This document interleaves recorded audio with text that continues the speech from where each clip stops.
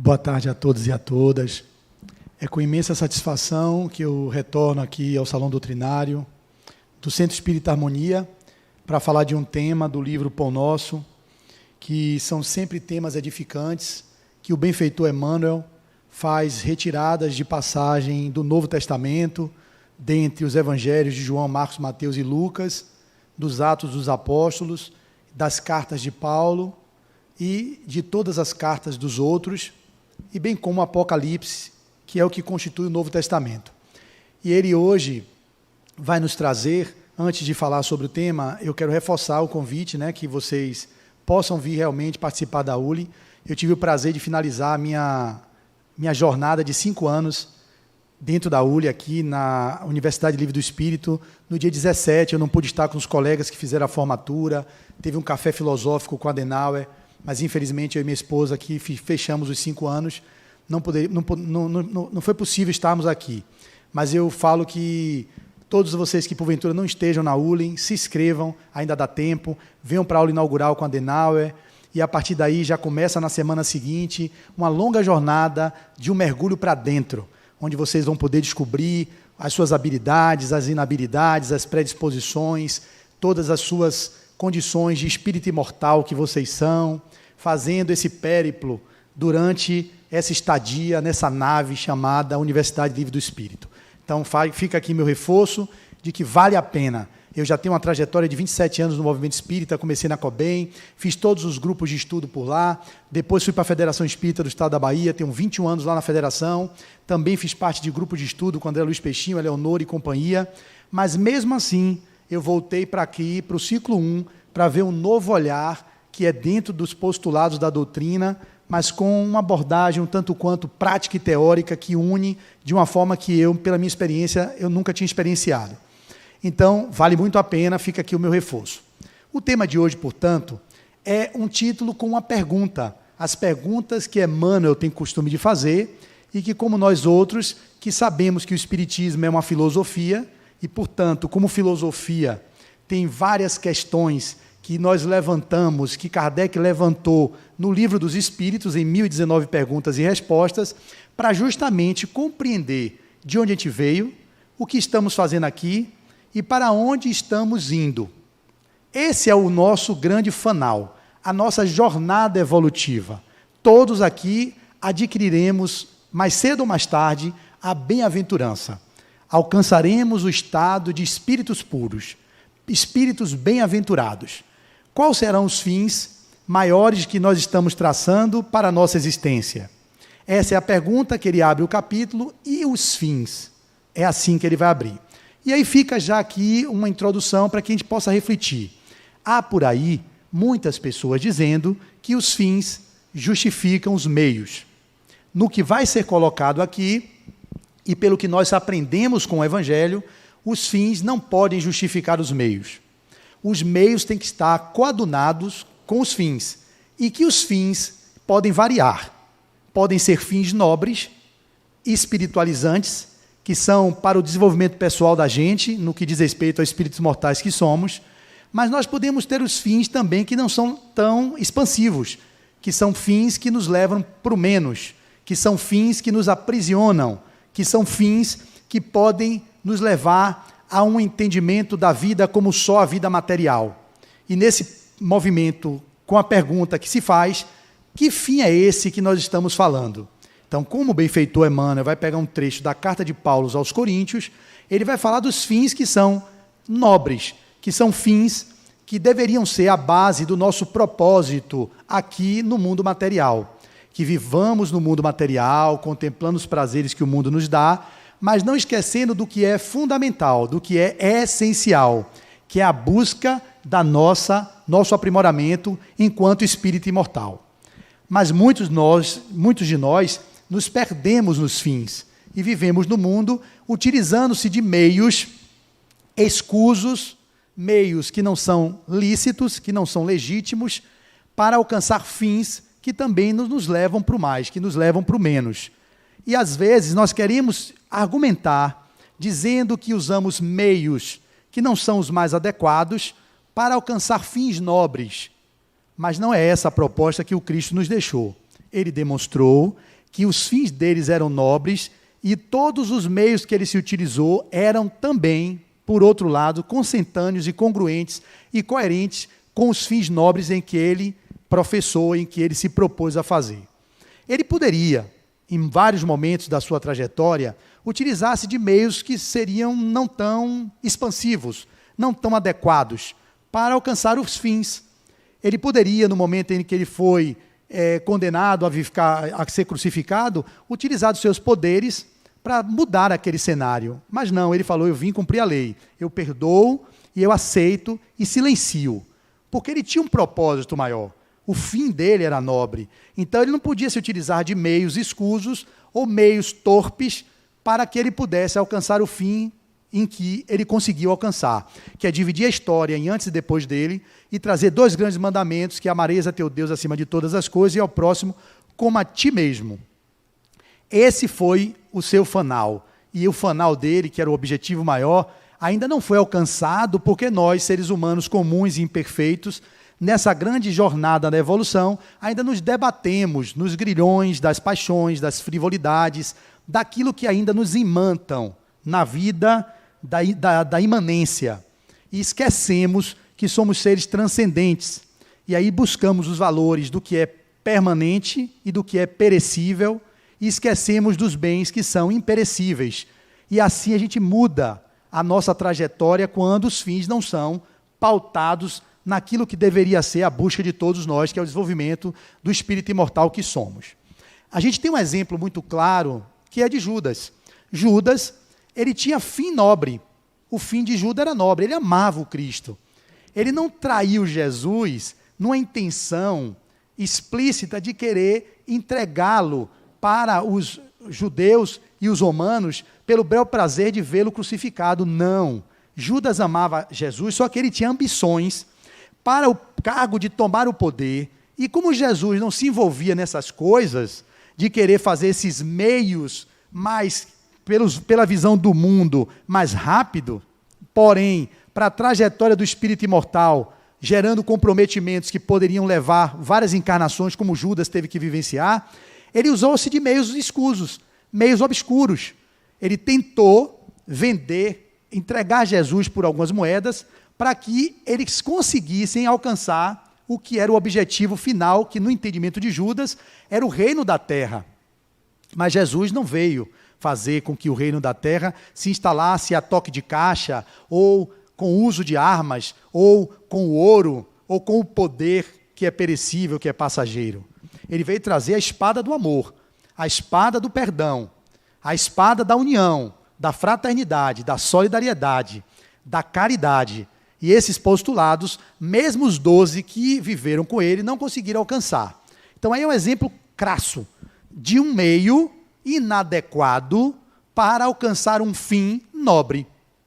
Ele queria um fim nobre, porém, utilizou-se de os meios que não levaram para o que seria alguma coisa de expansivo na vida de todos. Ele se sentiu culpado, entrou numa culpa tóxica, quando viu que Jesus foi levado para ser capturado, crucificado, não deu conta e se matou. Apelou pelo suicídio covarde, porque não teve condições de enfrentar os seus pares do jeito que ele sabia, que Jesus já sabia que ele entregaria o Cristo naquele dia fatídico. Então, Judas cria um compromisso com a própria consciência. Não é Deus, nem Jesus, que o puniu, como muitas denominações religiosas professam.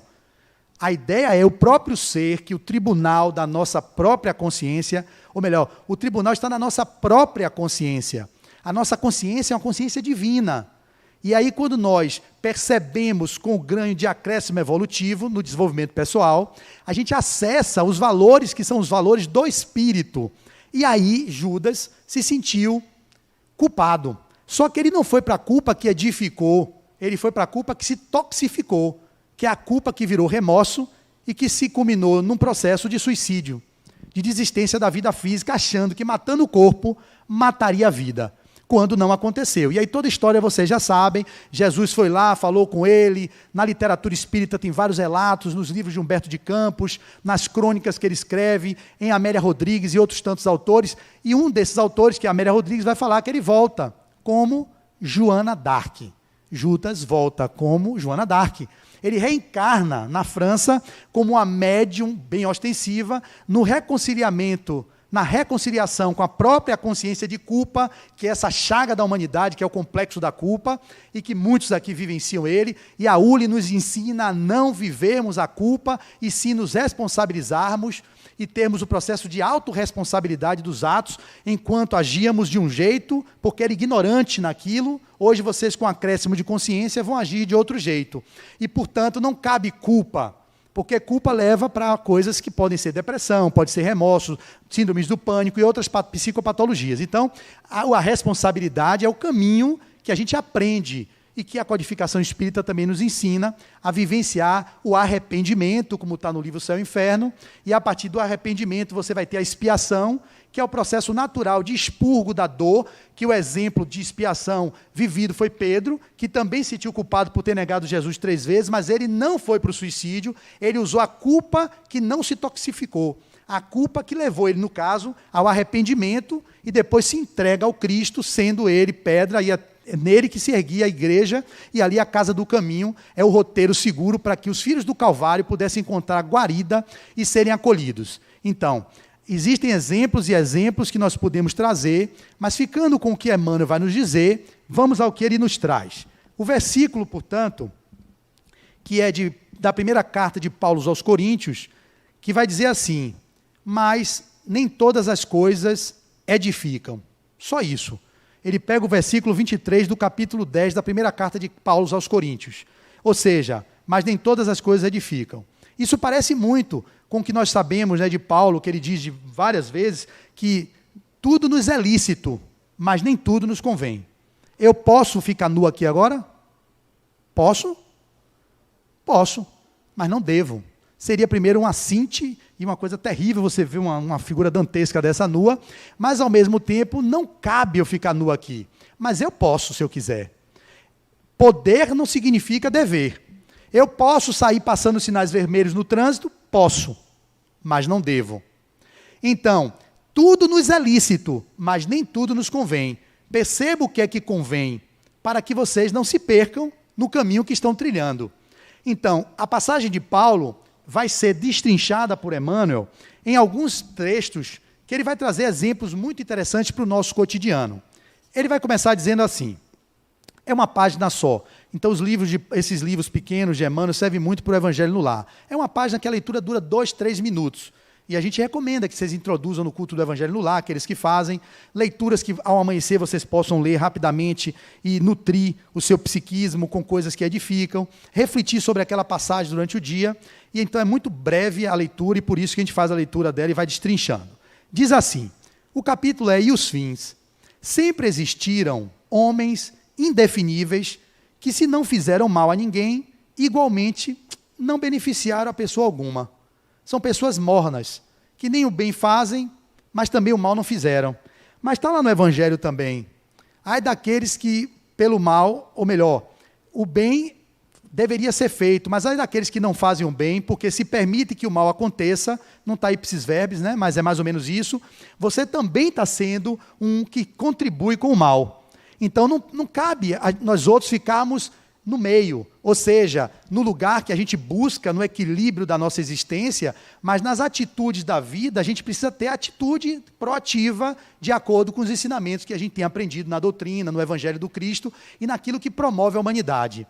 Então, pessoas que ficam numa condição de pessoas mornas, que nem bem fazem, mas também não fazem o mal. Elas estão, de alguma sorte, se comprometendo ou malbaratando o tempo em que é precioso a nossa jornada na Terra. É uma oportunidade que todos nós temos de reencarnar e que Adenauer vai falar no seminário sobre reencarnação, sobre predisposições, sobre o nosso destino, sobre o nosso propósito, a plenitude, com linguagens atualizadas, que ele traz muitas linguagens interessantes na sua literatura, e que vai falar sobre essa nossa proposta de estarmos no mundo para sermos uma contribuição no mundo, não para vivermos aqui como se estivéssemos num parque de diversões, como se estivéssemos num circo, como se estivéssemos apenas vivendo a vida pelo prazer do hedonismo. É óbvio que nós precisamos ter o prazer, o lazer, faz parte do existir, nós não crescemos quando apenas hipertrofiamos ou utilizamos uma única via. Se a gente usa só a via do intelecto, estamos com a outra asa atrofiada. É preciso que desenvolvamos as duas asas, a asa do intelecto e a asa da moral. E é óbvio que, na vivência no mundo, existem coisas que são necessárias no nosso desenvolvimento biopsico, sócio-espiritual, transexistencial, palingenésico, ecológico. A gente precisa desenvolver habilidades em vários campos. Tem outros campos que não temos tantas habilidades. A vida nos coloca desafios para que, nesses momentos em que as habilidades não estão inatas, a gente possa, com os enfrentamentos, e criarmos novas habilidades. E é essa a nossa proposta, viver o mundo para desenvolver habilidades, integrar habilidades que já temos, perceber as tendências, as inclinações, as predisposições, olhar para elas, acolhê-las e dizer, sim, eu ainda estou assim, mas eu sou centelha divina. E enquanto centelha divina, eu tenho um potencial divino em latência e o grau de aprimoramento, de entrega, de movimento que eu faço para dentro, para que essas habilidades se evidenciem, eu posso fazer o que Jesus fez, como ele disse, vós sois deuses, mas nós não nos concebemos Deus, e porque não nos concebemos, nós vivemos nessa limitação no mundo. E Emmanuel continua. Ele continua dizendo,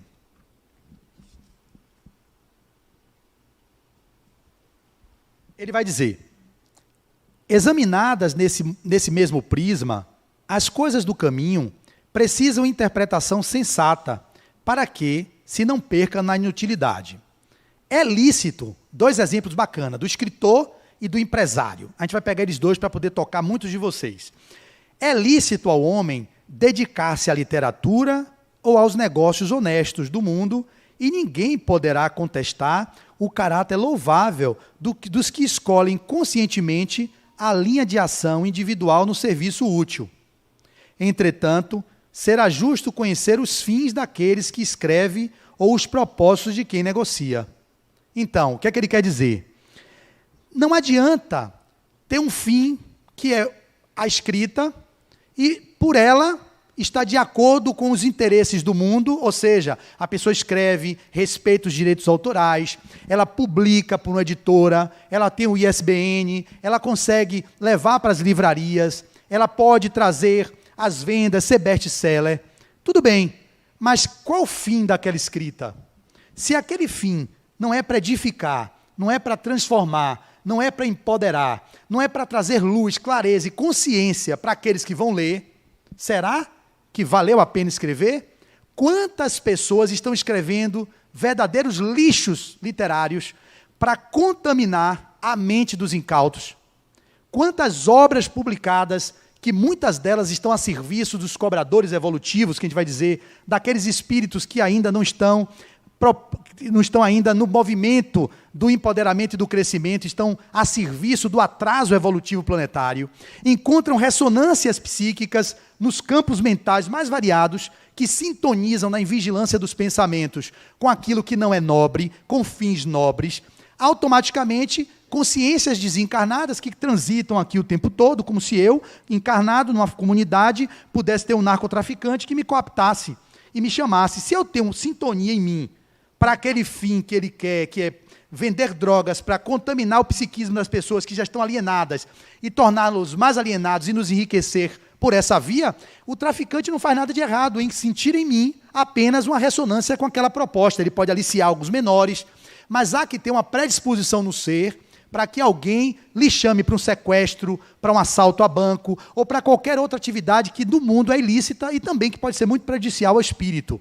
A mesma coisa os espíritos desencarnados. Eles só encontram ressonância. Olha, afinidade com o Flávio. Flávio gosta de ir para Fonte Nova, eu vou para Fonte Nova com ele. Ok, é um brother, desencarnado, vou colar nele. O Flávio gosta de ir para o happy hour, sexta-feira à tarde. Ok, não há problema, ele cola em mim e fica aqui comigo. Se eu tomo cerveja, se eu fumo cigarro, ele vai pegando os eflúvios, mas ele não está fazendo nada de errado, ele só está conectado comigo.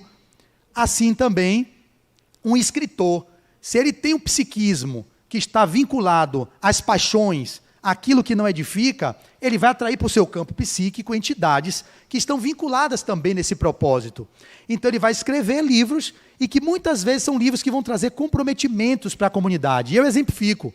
Na Revista Espírita, o Goethe, eu não sei falar alemão, que é o livro que ele escreveu de Werther, eu não lembro o título agora, que deu até o caso Werther para os suicidas, ele levou vários jovens a se matarem, se suicidar.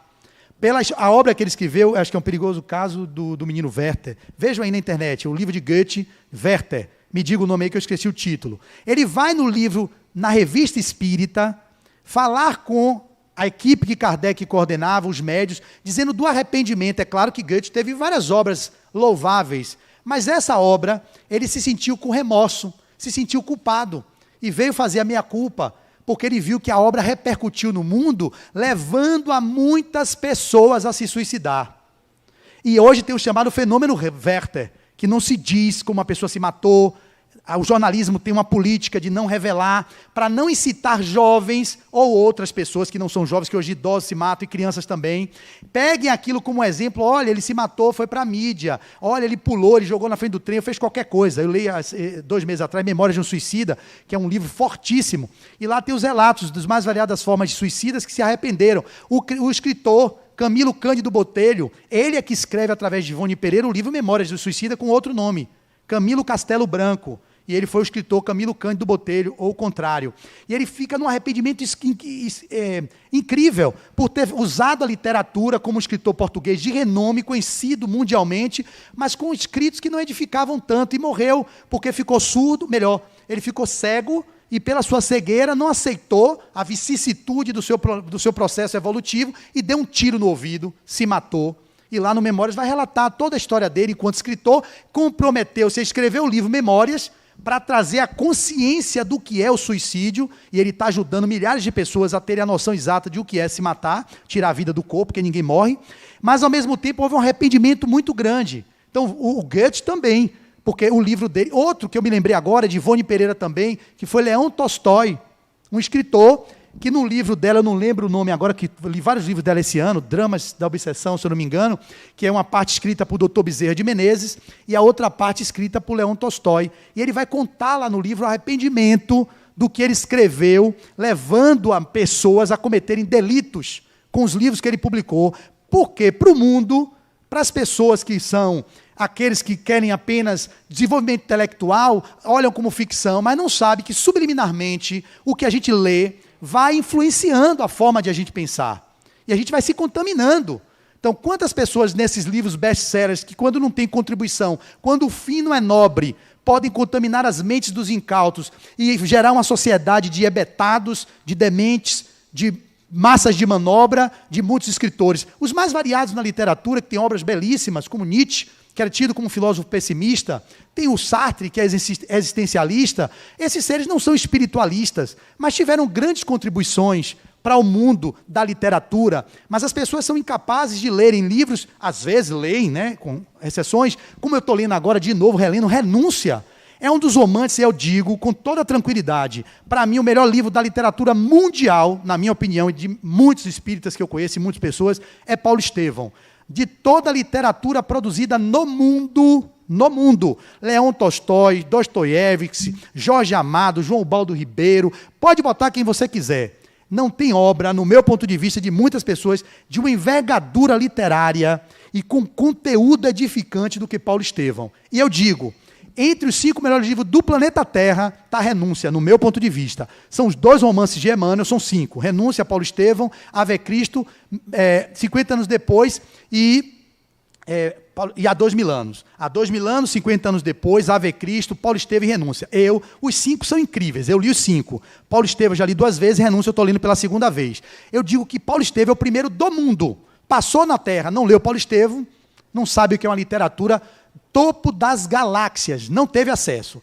Passou no mundo e querendo se contaminar com o amor, a abnegação, a entrega de um espírito chamado Alcíone, que veio da constelação de Sírius, esferas mais avançadas, para mostrar o amor por Pollux, convivendo ali com Emmanuel, que é o mentor de Chico, na figura de Padre Damiano, que eu estou nesse capítulo agora, não podia nem dizer que meu grupo de leitura não pode saber onde eu estou, que é um grupo que eu criei, para que a gente tenha uma disputa interna, enfim, e que Emmanuel, como Padre Damiano, está orientando-a a fazer um caminho diferente. Então, esses livros têm servido ao propósito com um fim nobre, no meu ponto de vista. O que a gente vê de literatura que não contribui com o desenvolvimento das pessoas, está aí um monte de lixo. E as pessoas lendo, porque não tem um crivo. A gente não tem que fazer o livro livrorum prohibitorum. Não é isso que está sendo proposto. A gente tem que ler tudo. Tudo nos é lícito, mas nem tudo nos convém. Mas tem pessoas que percebem literaturas que não são convenientes e continuam insistindo em algumas literaturas que não edificam, que não transformam, que não nos tornam melhores, nos tornam piores às vezes, nos tornam mais pessimistas, nos tornam mais medrosos, panicosos, receosos. Então, ter esse cuidado é fundamental para que vocês não caiam naquele lugar comum de serem massa de manobra de escritores a serviço das trevas, das sombras, ou de outros escritos de revistas, jornais, jornalistas, os mais variados, que escrevem coisas que edificam, e tem uns que estão a serviço também de escreverem coisas que é para trazer dissensão, trazer confusão. E a gente fica nesse mundo das polarizações, esse ano principalmente está um perigo das eleições, temos que ter muita vigilância com inúmeros textos que são escritos como fake news, dando a eles títulos de pessoas nobres para valorizar o que não é nobre no conteúdo, botam uma assinatura embaixo, Emmanuel, Chico Xavier, André Luiz, botam um espírito nobre para dizer que aquilo foi de valor. Mas quem tem um bom senso, na leitura, nas primeiras leituras, isso aqui não foi Emmanuel, a gente percebe o teor. Mas as outras vão compartilhando, mandando adiante e gerando confusão na mente de pessoas que estão aí realmente como verdadeiros autômatos, que não sabe de onde veio, não sabe o que está fazendo aqui e nem sabe para onde vai. Quer viver o uba-oba, quer que o mar pegue fogo para comer peixe frito.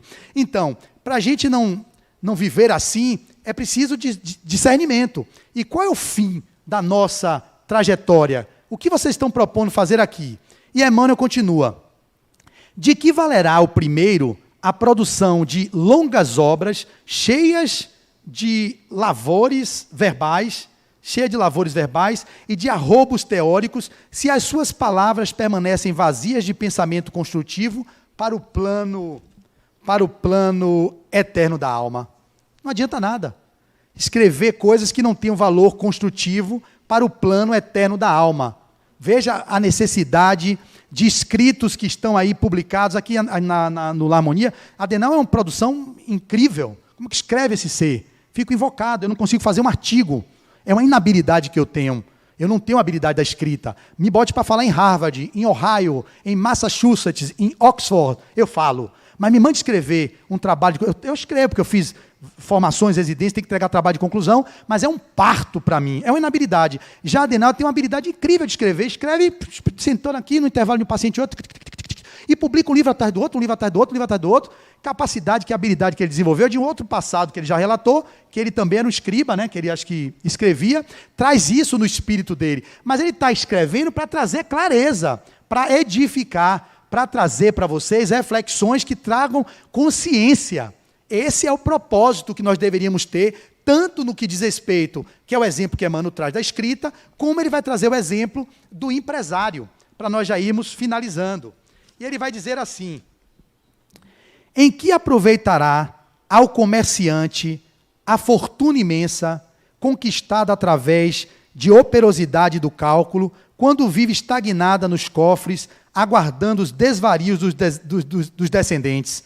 O que adianta muitos de nós que passamos horas infindas, e eu vou repetir, não importa o meio, ou melhor, qual o fim, e o meio tem que estar em concordância com o fim, porque o fim deve ser nobre, deve ser aquele que edifica.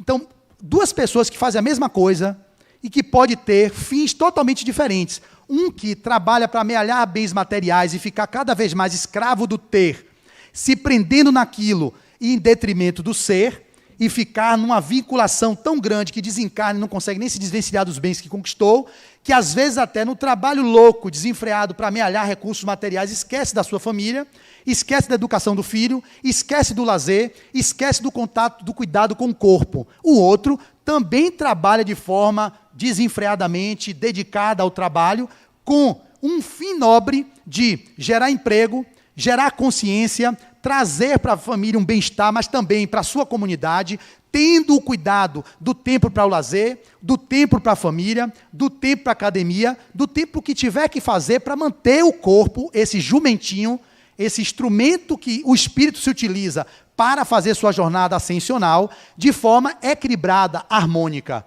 todos os dois trabalham. Claro, com os devidos cuidados com a estrutura física.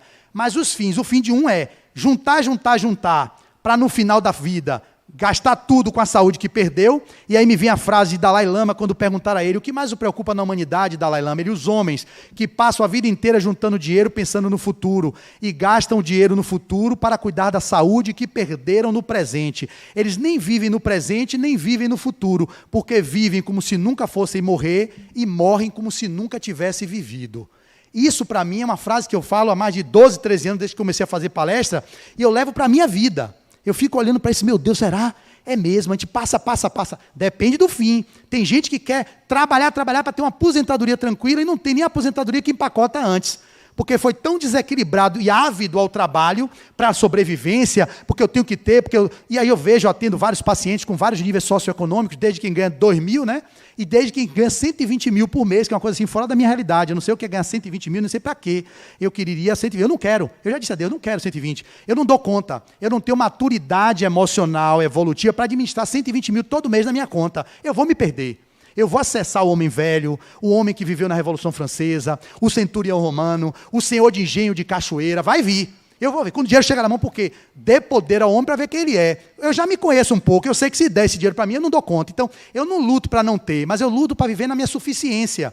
Num estado de equilíbrio, em que o dinheiro que chega me dê uma condição de vida digna, que aí tem padrões mais variados para cada um de vocês, e ao mesmo tempo não me faça viver refém. E eu posso citar os exemplos. Eu tenho até 45, né? 17, 45? É isso? Eu posso citar exemplo da minha vida, todas as vezes. E eu falo com minha esposa tem uma característica mais do trabalho, né? E eu mais a parte espiritual, mas eu gosto do trabalho também. E você pode tornar o trabalho espiritual. Não é que separe as coisas. Você não precisa separar. Você pode trabalhar com um propósito, uma finalidade que é nobre, que edifica. Mas eu quero dar um exemplo prático. Todas as vezes em que a gente começa a aumentar o número de pacientes que vêm para nós dois atendermos, eu percebo que a gente diminui o nosso cuidado com o trabalho voluntário, a gente diminui a academia, a gente diminui a natação, o vôlei, coisas que são essenciais para a manutenção da saúde integral. Esse é o ponto.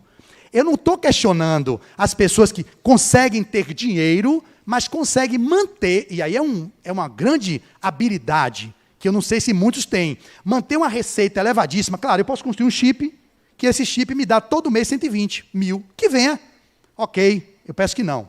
Não é muito para mim. 120 eu não quero, não. Então eu posso até falar que quero. A Adriana vai dizer, pegue, Flávio, você me dá 80 para cá e fica com 20. Tudo bem. Ele vai dizer, me dê 100, faz aqui, ajuda. Pode ser, mas eu podia me atrapalhar, querer ficar com tudo e brigar.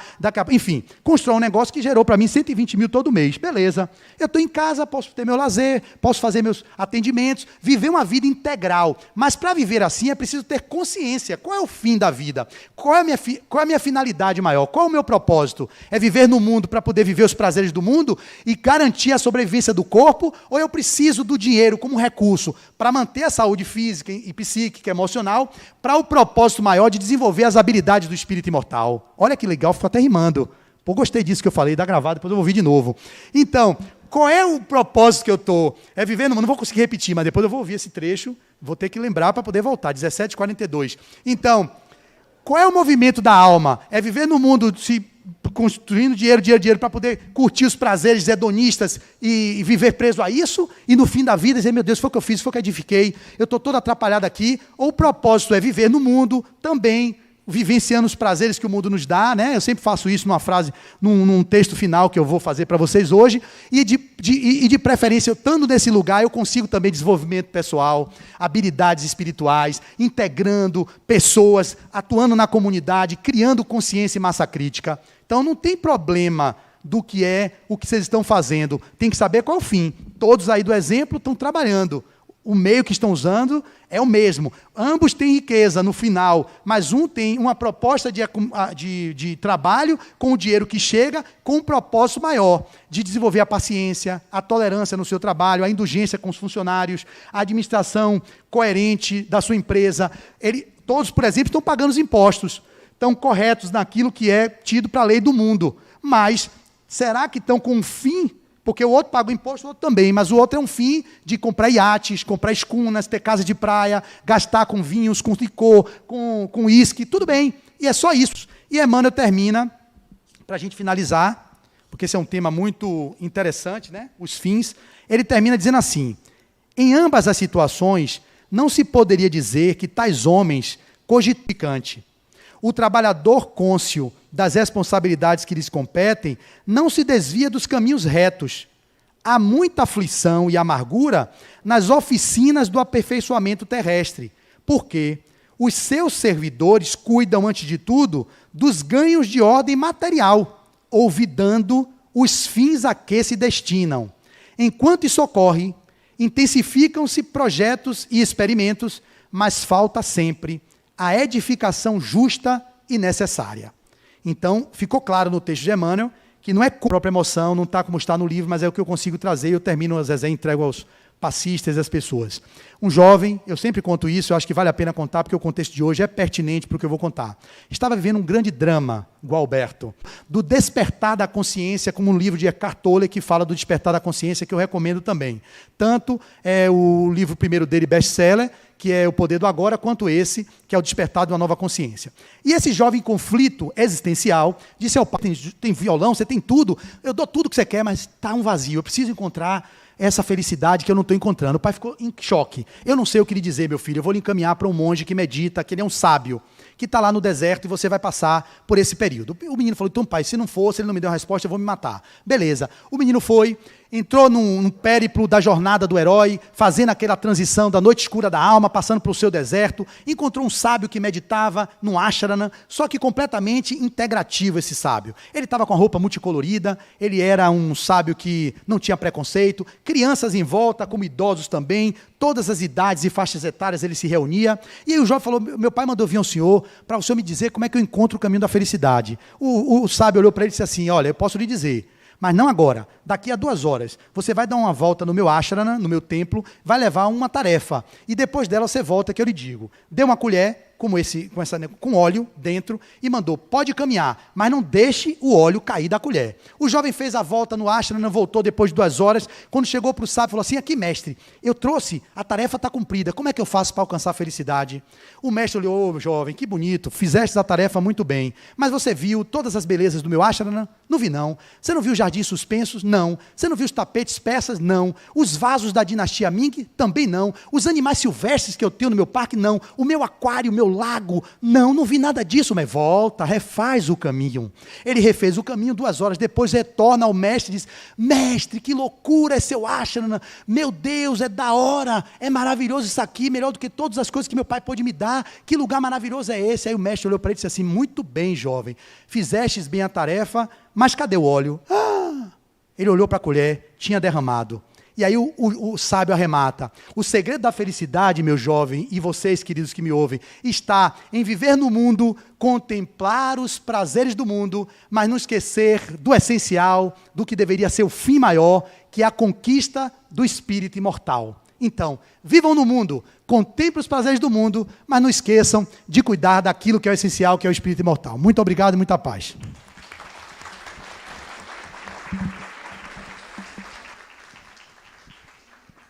Agradecendo a Flávio pelas reflexões dessa nossa tarde e a sua disponibilidade de estar aqui conosco, compartilhando seus conhecimentos.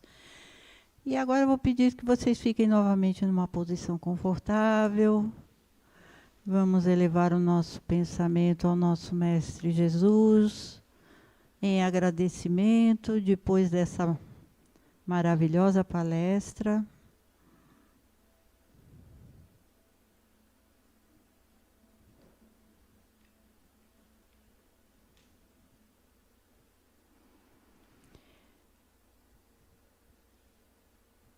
Inspirando e expirando suavemente.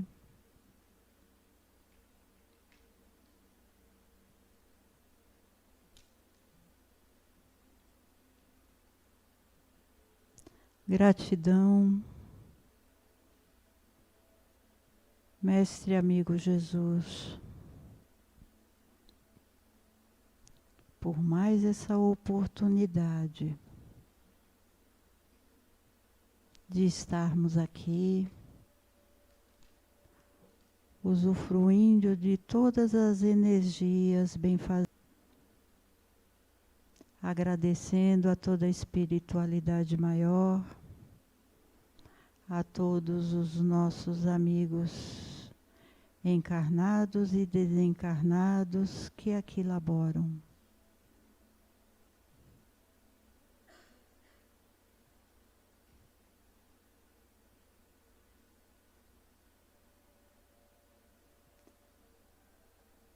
Diga baixinho, internalize isso. Eu sou luz. Eu sou paz. Eu sou amor.